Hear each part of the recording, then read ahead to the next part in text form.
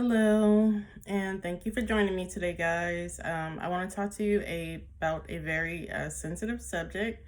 So, I'm gonna do a trigger warning. If you are triggered by any kind of abuse, specifically domestic, okay, this may not be the video for you, okay?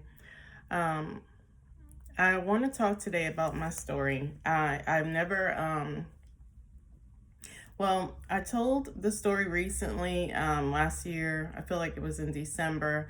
I felt led to share it, but it was mostly, it was on Instagram. And I kind of just like wrote about it, but kind of touched on it very lightly. Um, Today I want to talk about it more in depth, and get in there a little bit in hopes that this could help someone else, right? Kind of like me, wishing I could go back in time and be the person I needed then, that maybe now I can be this person for someone else. Okay. And I have been in my season of separation, as you guys know, if you've been watching, in my season of separation, of healing and the pruning process that God has been putting me through.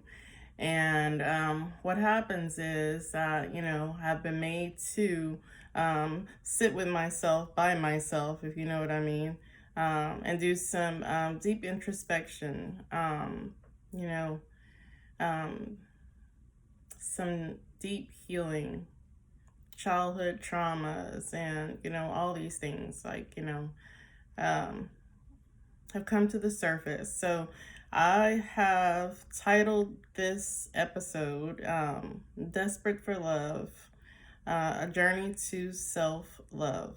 Okay, and so this is my story, and it's kind of hard for me um, to share it. If I'm being honest, I want to cry already. Um, Not even quite sure why. I feel like there's a happy ending, but the beginning was rough, right? I mean, it's still I'm still a work in progress, okay? But so my story starts off, guys. Well, if we should just get started, right? Nothing to it but to get into it, right? Nothing to it but to do it is what they say, right? So my beginnings, okay, just to touch very lightly on it, was that my mom, you know, was having an affair with my dad. He was married. And so she became pregnant. I feel like he was in his 40s and she was in her 20s. Um, and like 20, 21. Um, so I didn't know for a while until I got to be about 11 or 12. One of my aunts accidentally, on purpose possibly, let it slip that the reason why I was born in a different city that most of everyone else was, or a different city from where I lived in. Most everyone from our small town in Brobridge was born in like Lafayette, but I was born in Opelousas. And she let it slip that the reason why I was born there, God, I can't believe it. I'm so sensitive about it. The reason why I'm holding on to this pen is because I needed something. Um, was because she was staying in a girl's home because she planned to give me away for adoption. And I found out that my grandfather stopped her, and that was the reason why I was still with my family. And, honestly, was already somewhat traumatized. I feel like that day really like planted a seed in me, you know, um, a feeling like being unwanted. And it was already there because my mom was like barely there. You know, she was single, and I guess because my grandfather talked her into keeping me, um, you know, everyone in the family helped out to watch me while she worked, you know, to make a living. And so I was going around from family member to family member, you know, while she was at work, and it was a lot. So it was like at the point where, you know, I hardly saw her. And, you know, on the weekends, and she was often having company. You know, she was young. So um, I didn't get very much attention from her, you know. And when you're young, you know, I thought it was a good time. You know, I was spending all this time with my cousins and all my family. We had a big family. My mom had like uh, 10 sisters and 2 brothers. So I was like getting in a lot of playtime, you know, but I wasn't getting in a lot of structure. You know, maybe not a lot of discipline. Everybody had different rules. You know, some people, you know, better to be, you know, kids are better seen and not heard. So sometimes, you know, people don't really want to hear from me. I was in the corner. I was set aside. I was watching TV. You know, some of my family members were pretty good, you know, about setting rules. And, you know, I mean, I had manners. I went to a private school, was blessed some kind of way to go to a private school. Not saying that it's any better than any other school, but I needed it. And I was blessed to go there for my first 3 or 4 years of school. And so it gave me, you know, morals and values, and, you know, helped me to start a relationship with God early. And I was going to need that, you know. So basically, sometimes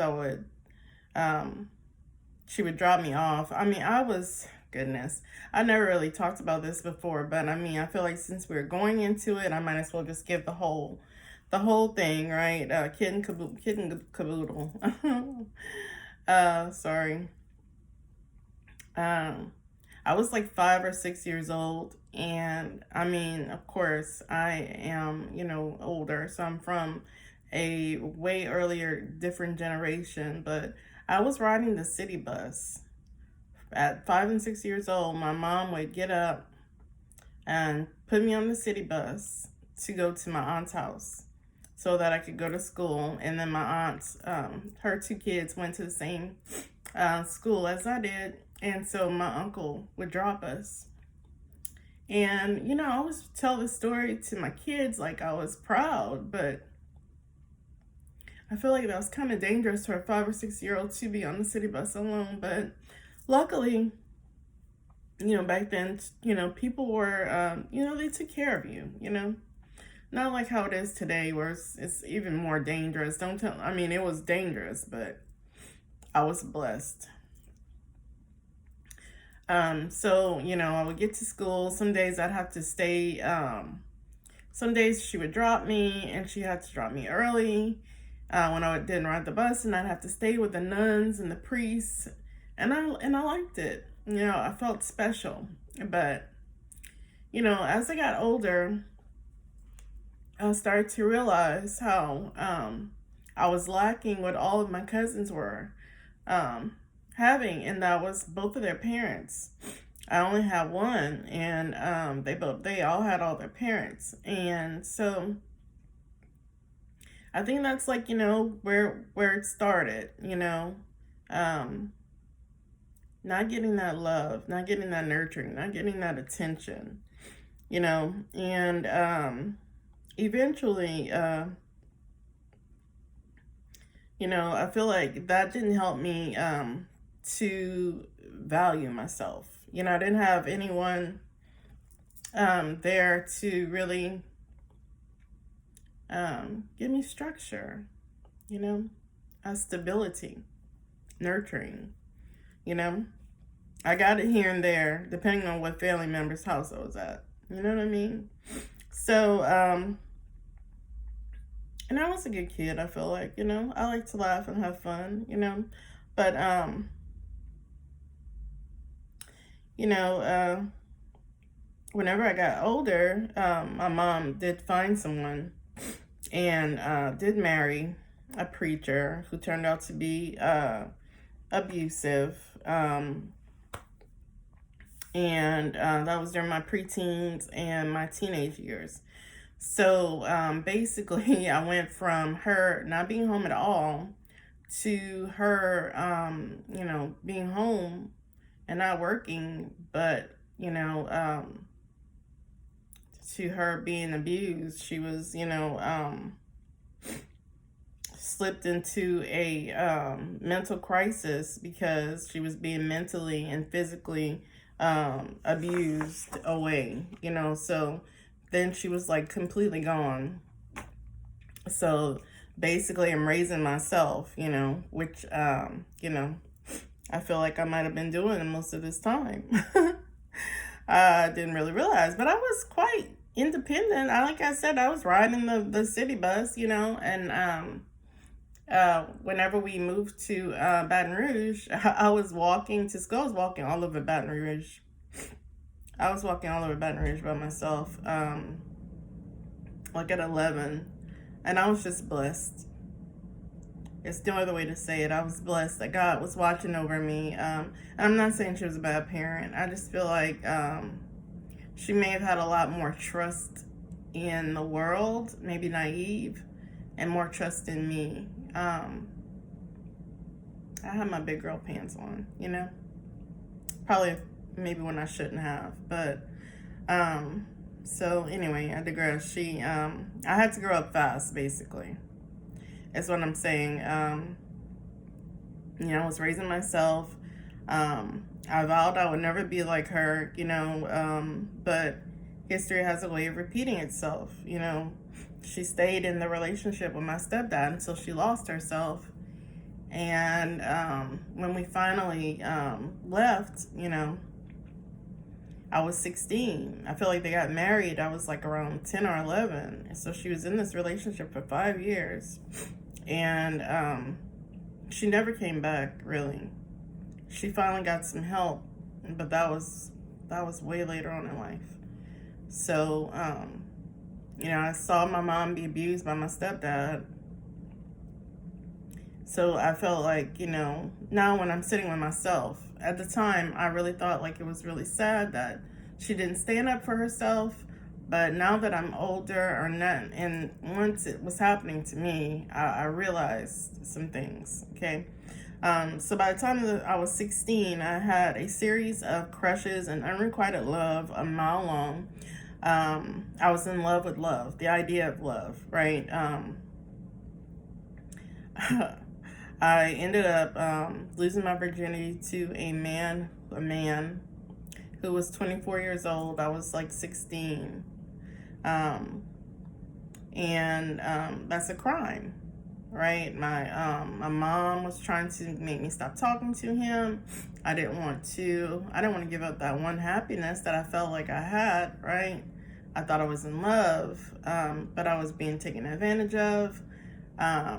It was worse because I feel like at the time I was naive as well. You know, little country coming to big town. And he was, I believe, a drug dealer. He introduced me to cocaine and did give me some on multiple occasions, you know. And, you know, I realized when we finally got away and we moved back to our hometown in Brobridge, when she got away from my stepdad, that I was lucky to get away from this man, you know, without a drug addiction. I was lucky to get away without a drug addiction. I was lucky to get away not being sold, into sex slavery, and I was lucky for a lot of reasons. So I counted myself, um, blessed. You know, I was like, you know what, Lord, I see where I went wrong, and I am going to take my lucky day, and I'm gonna ride out. And I vowed to change my life, right? And so I did. And let me tell you, I was a typical teenager, when you do that rebellious stage. I was in my rebellious stage. But I was still making like good grades. I was like honor roll, honor student. And I managed to maintain all these things while I was doing that. And when we moved back to Breaux Bridge, I got back in church, and my stepdad was a preacher, the abusive preacher. But I never lost my faith in God. A lot of people let that make them lose their faith in God because a person that's supposed to be of God does something bad to them. I don't feel like that's a reflection on God. That's a reflection on that person. That person is using the cloak of God to do evil. So I didn't look at that as a reflection on God, because as a matter of fact, I got back in church. My aunt was a catechism teacher. She had like a youth ministry for the summer. And I happened to be there just in time for it. She asked me if I wanted to go, and I was like, sure, So I went, and that is where I met my ex-husband. We actually got introduced by the priest. So I just want to say that the devil does go to church. And I'm not angry with the priest that introduced us. It was nothing on his that he could have foreseen. My ex-husband was an altar boy. He was in the church. I thought he was perfect for me. It was definitely a big change from, the person that was, on drugs and trying to put me on drugs, to the person who was in church. I wanted a man that loved God. This is what I needed.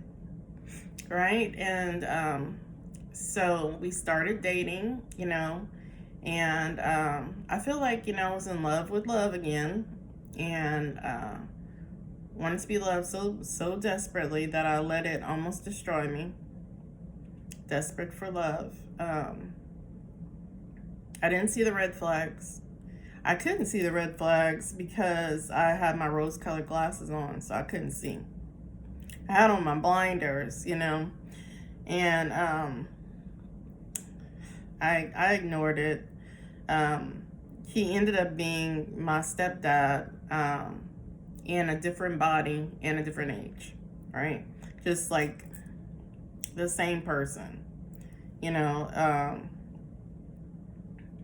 then it wasn't easy to walk away from, especially after we had 2 kids. It was like a classic empath and narcissist paradigm, And, what happens when you're abused is people don't talk about it. And, maybe people do talk about it. I never talked about it. It messes with your head. This is what I feel like happened to my mom. You love someone, and then they abuse you, and then they apologize. It's like this whole honeymoon phase. They apologize, they cry, and you take them back if they do it again, and it repeats itself, and it's toxic, and it's quite addictive. It messes with your head, and your reality becomes distorted. You live in the shadow of this other person, your oppressor. Okay, and a codependent bond was formed. A codependent bond came to life, and there I was, enabling him and lying for him and believing his lies, like gladly. Like, I managed to walk away from that nightmare, but I felt, utterly and completely alone. And possibly because I didn't seek out help. I didn't seek out, any kind of classes, or I didn't join any of those places for abused people, women that are abused. I didn't go to many of those things, and In hindsight, I wish that I would have. I felt like I didn't need it. You know, I was good. And I was just going to go on with my married life like nothing happened. I feel like I thought I escaped unscathed, you know.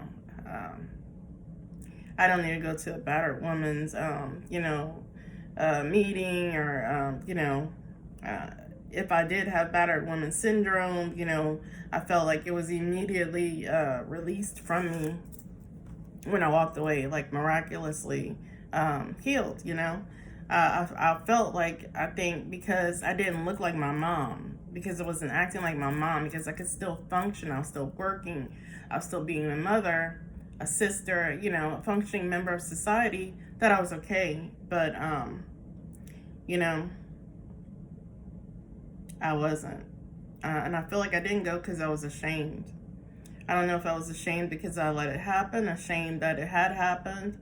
And also, I was trying to protect my abuser because he was a police officer. I kept quiet forever. Like I said, I only really spoke about it publicly in December of last year. And this has been like 20 plus years ago,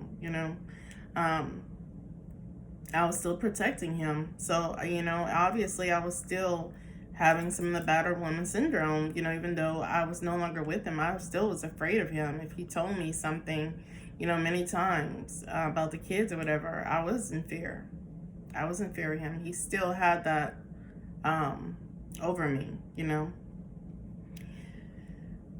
So, but I tried to go on with my life, and I thought I was fine, and I thought I was living my best life, as they say. Only I wasn't. I think that every single relationship that I formed from then on was codependent. Like every relationship. My kids, my family, my job. I buried myself in my work. I buried myself in my kids. I buried myself in my family. I didn't know where I started, and I didn't know where they began. Their happiness was my happiness. I didn't have like one single successful relationship with a man. Like, I'm smiling, but like that is embarrassing. Not one single successful relationship. They were doomed to fail because I had never healed. I took all that trauma and drama from my childhood, from my marriage, and I was carrying it with me. I was still carrying it with me. And all the men that I did meet or was with, they were toxic. And I was addicted to toxicity. I really was. When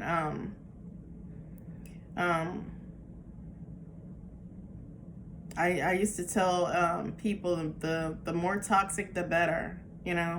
I was addicted to toxicity, and I think when I really think about it now, it was a safety mechanism, because if they were toxic from the beginning and I could see it, I knew it was going to end, and I wouldn't have to be, hurt again. It's like I was hurting myself, but it was like, it was better that way, I guess, in my mind. It was doomed to fail, but I would never be hurt like that again, where I put all my faith and trust in a man for them to throw it back in my face. Beat my face, literally. And when it would be over, I would cry and I would say, why me? And, and then I would do it all over again with with the same guy in a different body. Oh man, it's not funny. And I never let anyone hit me again, but I didn't make them value me either. But it was because I didn't value myself. And it wasn't until about 12 or 13 years ago that I met the man who took me down so deep. I almost lost myself, okay, because of the trauma bond that we formed. he was an alcoholic, and of course I wanted to save him.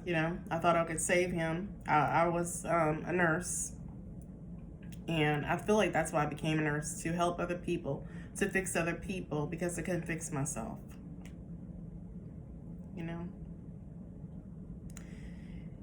And you can't help someone if they don't want help. If they don't want help, you can't help them, all right? And of course, you can't help anyone if you need help. That didn't work that way with my patients, but it worked that way with this person. And it forced me to look at myself in the mirror. And I saw how sad and lonely and so desperate for love that I was, and had become. And my journey to self-love began there. It began that day when I looked in the mirror, and I was like, what am I doing? I had really, really, really, really gone down the rabbit hole with this person. I did some things I never would have done before. I did some things I was embarrassed about, but the relationship was so toxic, and it was like that. It was like repeating my marriage, where it was like there was no physical abuse, but I feel like, emotional and some mental. And it was like the honeymoon phase, and then, it would be over and over. And I had to stop engaging with all men at that point. When I really realized what was going on, I just stopped and tried to focus on myself. But, at the time, I was really, really going down the rabbit hole and losing myself for someone who I don't really think really cared about me, and didn't value himself. So he definitely couldn't value me. And it was like the more he didn't want to be with me, the more I wanted to be with him. And I had multiple relationships like that. It was like the more that they didn't want me, the more I wanted them. The more that I would chase them, the more that I would run after them, the more I wanted to be with them. It's like I was punishing myself. So desperate to be loved, and would accept it from anywhere. And it was never true. It was never true love, and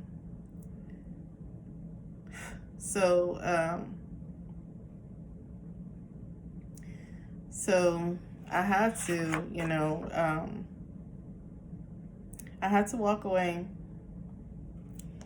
And even though my journey began that day, where I finally started looking in the mirror, I started to see myself and how I was with men, but I didn't see myself in how I was with my family and how I was with my job.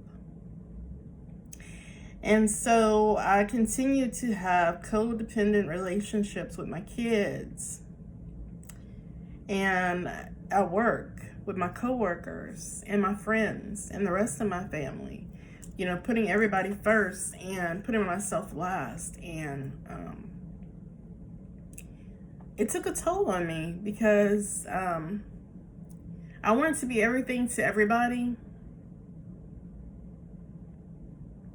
but no one was being anything to me.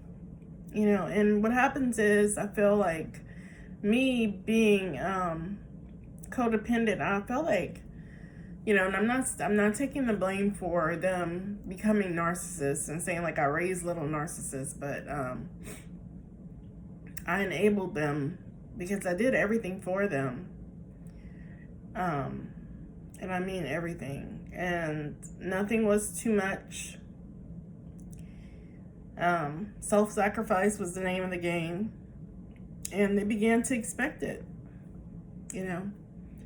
and I mean, I expected it from myself, and it began to be too much.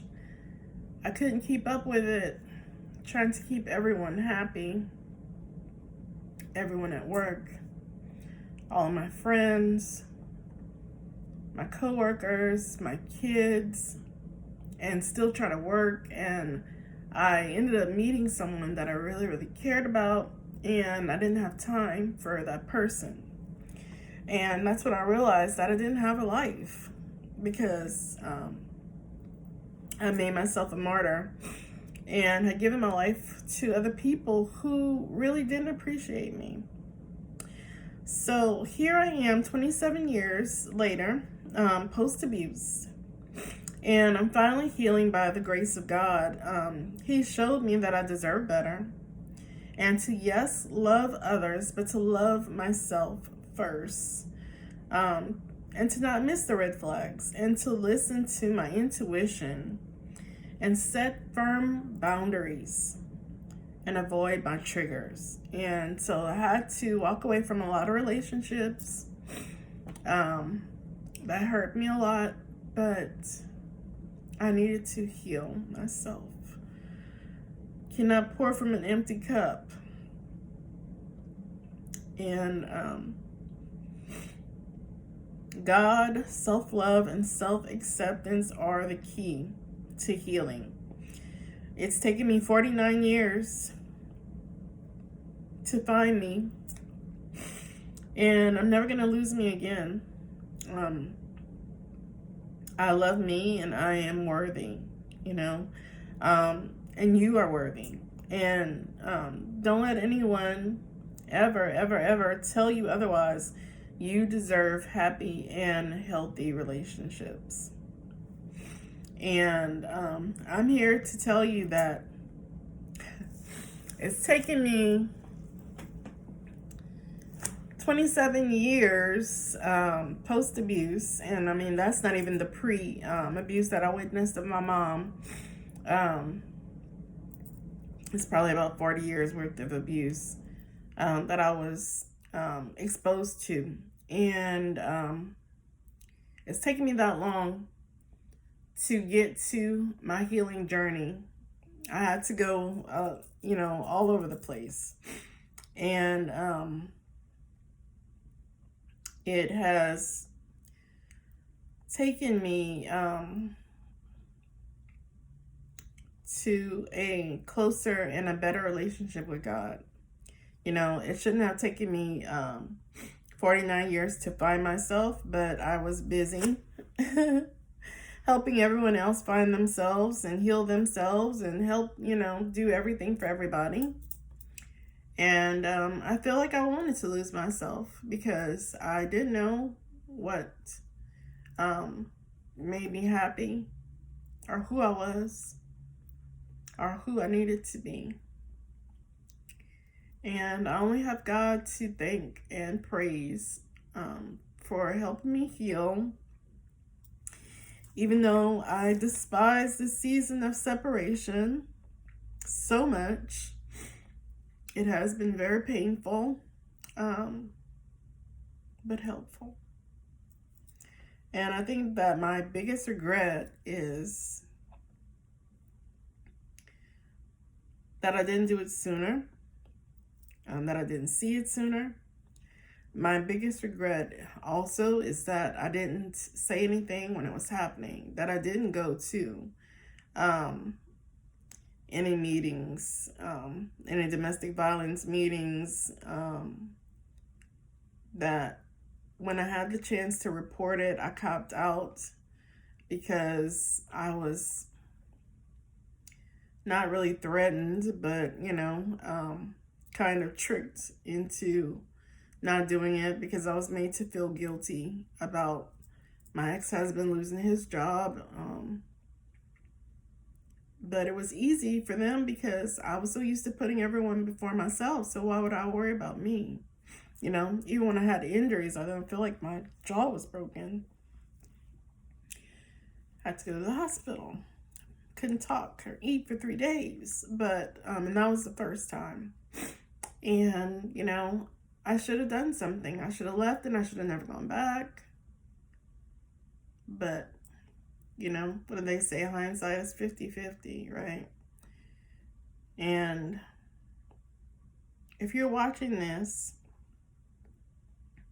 and you are in an abusive relationship, you're in a relationship that's a little bit toxic, you're in a relationship where someone is making you feel less than, are making you feel unworthy, making you feel desperate for love.